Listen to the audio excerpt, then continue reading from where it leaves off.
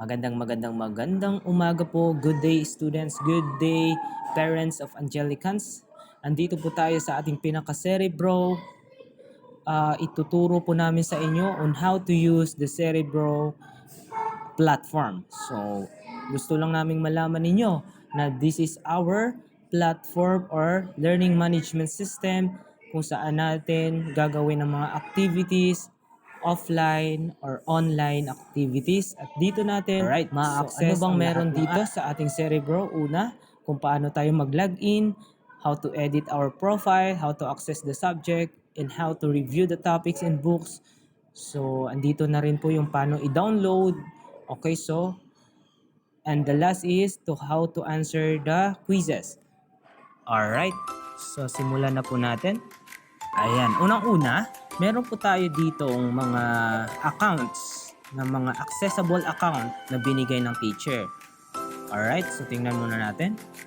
Ayan. Okay, so ito. So meron po dyan, username at password. So this is our username and password na ilalagin natin.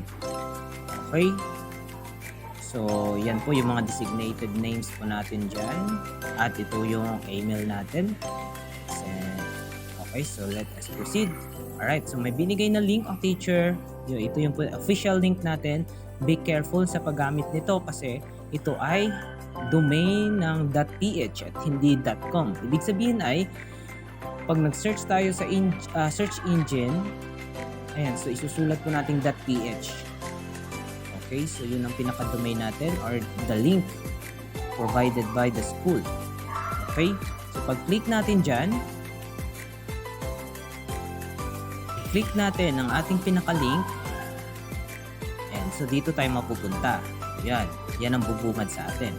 Ngayon, punta tayo sa ating username and password. Ayan. So, isusulat lang po natin yan.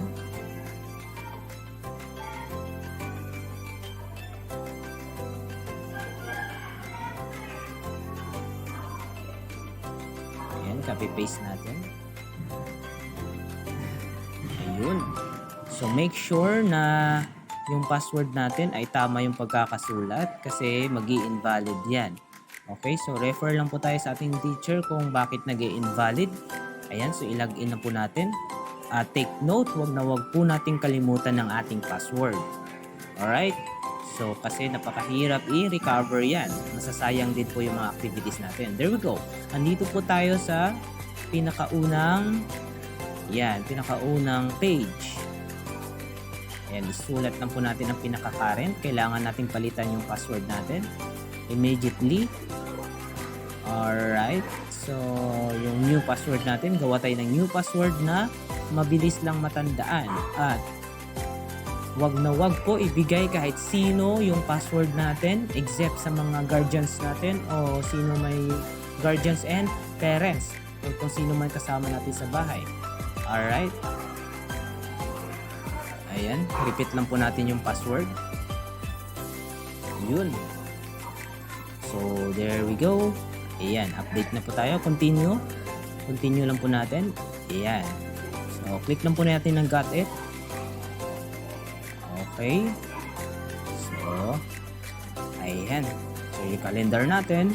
Diyan na po yung mga getting started. Pwede natin i-click yan kasi meron diyang ituturo na mga kung paano gamitin ang Cerebro. Pero ngayon, dito muna tayo sa pag-edit ng ating profile. Ayan, yan pong dashboard natin.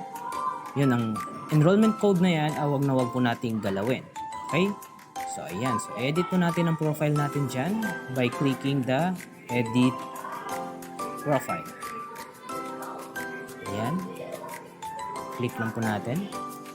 There we go. Ayan, palitan ng first name natin. Halimbawa, Juan. Tapos, surname natin. Ito ay di ko papalitan kasi gagamitin pa ng ibang students ito kasi hindi pa ito na galaw. Ayan. So, palitan din natin yung email. Ayan. Palitan din natin dyan. yung pinaka-active na email natin. Pero sa baba, wag na po natin galawin, okay? So, it's up to you kasi hindi naman po masyadong required yan. Ayan, so pwede din tayo magpalit ng profile picture. Ayan, so update na po natin. Ayan, so there we go. Ayan, so ang ibang ano dyan, mga blog entries, huwag na po na muna natin galawin. Ayan, may code din dyan para i-download natin sa mobile app. Mamaya ituturo natin kung paano siya i-download yung application sa mobile app. Okay, so there we go. So, saan yung subject natin? Okay, so punta lang po tayo sa ating My Courses. Yan po yung mga subjects natin. Okay, so halimbawa yan, wala pa tayong courses dahil hindi pa tayo na-enroll ni teacher. Ayan, so huwag tayong magtaka kung bakit wala pa tayong subject kasi i-enroll pa tayo ng ating mga subject teacher. Alright, so mamaya sa pangalawa nating video ay ituturo natin kung paano mag-access ng ating mga subject.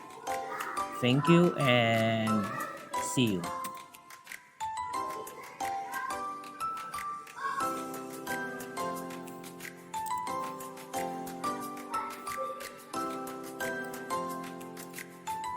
Ayan, so andito po tayo sa ating pangalawang video.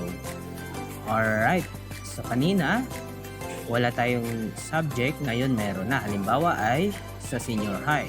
Meron na tayong subject na philosophy. I-click lang po natin yan kasi na-enroll na naman tayo dyan. Alright, so got it. Okay, so andyan po yung mga activity, mga announcement natin. Alright, so halimbawa punta tayo sa ating pinaka-lesson na itinuro ni teacher. Yan, naka-upload na rin dyan. Yan. Okay, so yan, i-click lang po natin. Then, no lang. Yan. Yan ang slides natin. Kung gusto nyo i-review. Alright, naglo-loading pa.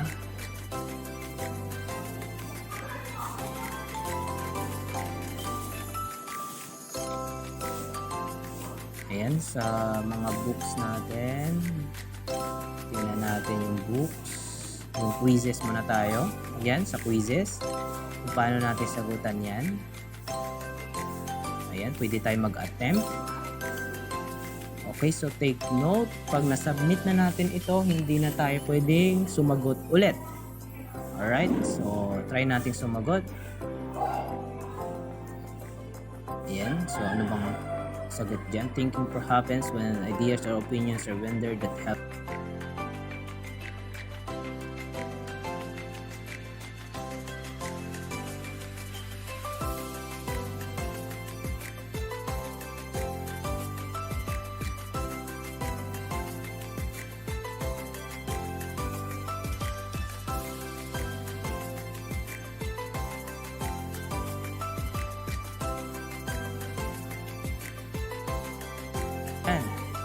So, isubmit lang po natin. Kung gusto nyo mag-sagot ulit, pwede nang return to attempt. Ayan. Kung gusto nyo isubmit, submit all and finish. Ayan, pinakita na rin yung mga tamang sagot. Ilan ba tayo? May mali ata akong isa. Yan, 4 out of 5. Alright, so, yan po ang pinaka quizzes natin. Okay, so kung gusto nyo medyo hindi light, pwede rin natin i-dark. Ayan.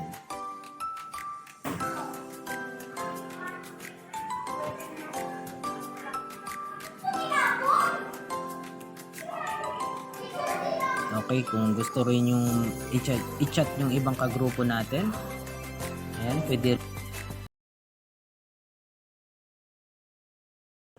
Alright, so dito na naman tayo sa pangatlong video natin, which is easy access on your mobile phone.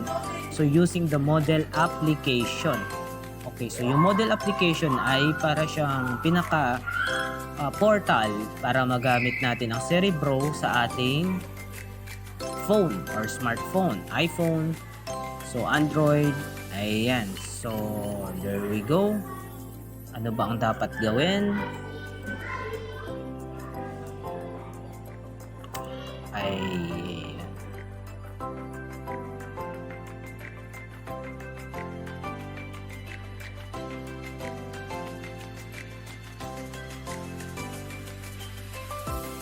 Ayan, so good morning or good day everyone. There we go. Ito naman po ay tungkol sa pag-access natin dito sa cellphone using the application. First, all you need to do is to search the application in the Play Store or Mac. So kung sa mga Android, punta lang tayo sa Play Store. Ayan. Type lang po natin yung model. Ayan, model. Ayan. So yung itsura niya ay ganito. Dahil nakapag-install na ako ng model, ayan. Na-install ko na po yan. I-open na lang po natin. Ayun.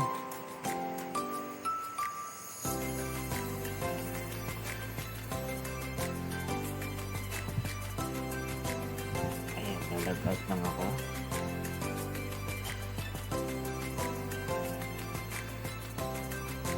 Ayan. So, punta lang po tayo dito sa... Ayan, so kung lalabas po yan, connect to model, your site, ika-copy paste lang po natin ulit yung Cerebro.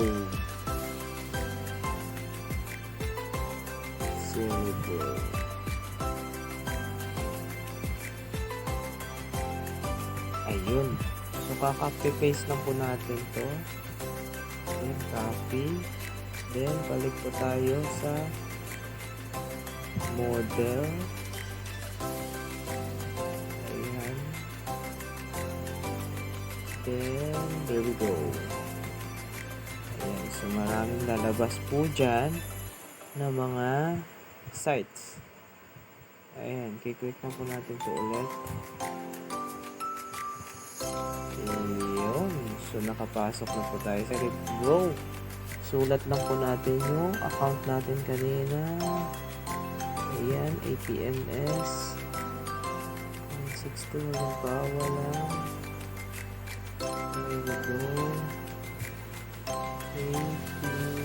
Pwede natin i-show APMS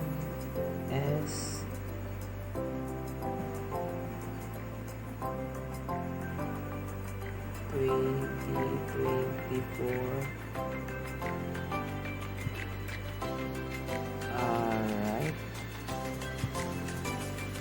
There we go. Happen. PMS 163 ko na ito.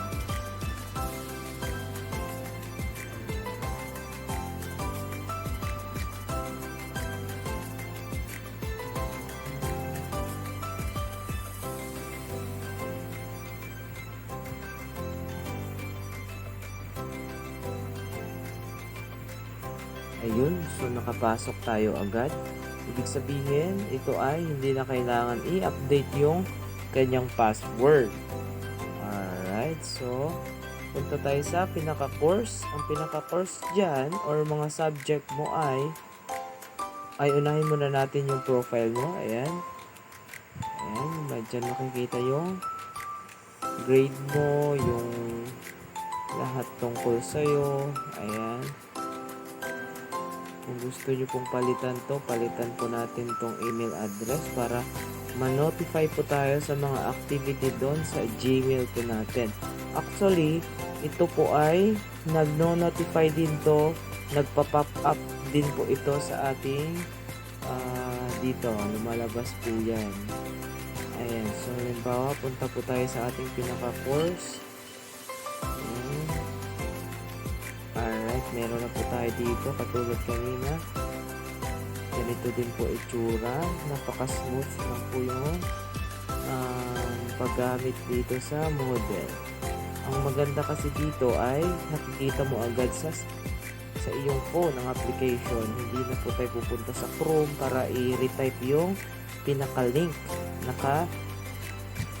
Naka-login ka na po dito at nasa-save na po yan. Ayan, so makikita mo din yung mga classmate mo dyan. Ayan. yung teacher mo. Pwede mo sa i-chat yung mga classmate mo. Pwede kang humingi ng tulong. Ayan, pwede natin sa i-message. Ayan, hello. Alright. Yun. Pwede ka din magsulat dito.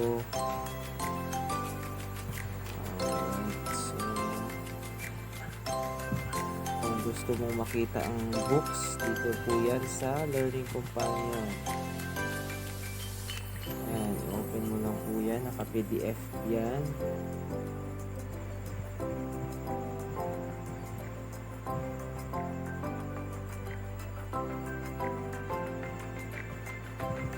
Ayan, naka-PDF. Ayan, open lang po natin.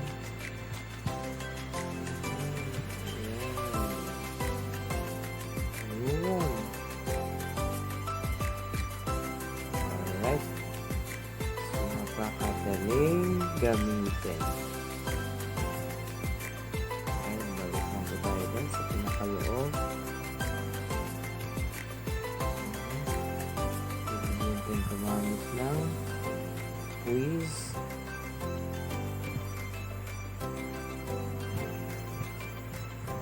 There we go. Yan. So, nakapag-quiz na rin tayo kanina dyan. Katulad din yan kanina sa paggamit ng desktop. Yan. So, may mga announcement din dito na mababasa natin. Alright. So, there we go. Kung nakikita nyo po ito, yung clouds na yan. Yan, yung clouds na yan. Ayan, pwede po natin i-delete.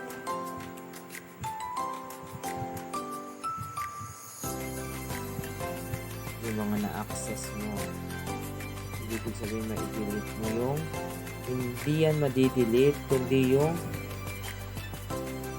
yan po yung mga offline. Pag offline ka, pwede mo yan gamitin. Sabi niya dito sa taas, download course content to work offline. Your activity will sync automatically when your device is back online. Yan, pwede mo pala ma-access yan. Ibig sabihin, this is a cloud base. Nasi-save po sa cloud yung ina-access mo.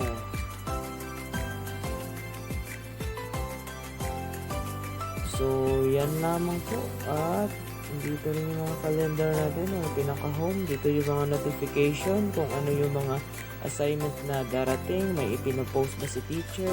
Ito yung 3 dots natin ay mga calendar, site blocks, tags, and mga QR codes.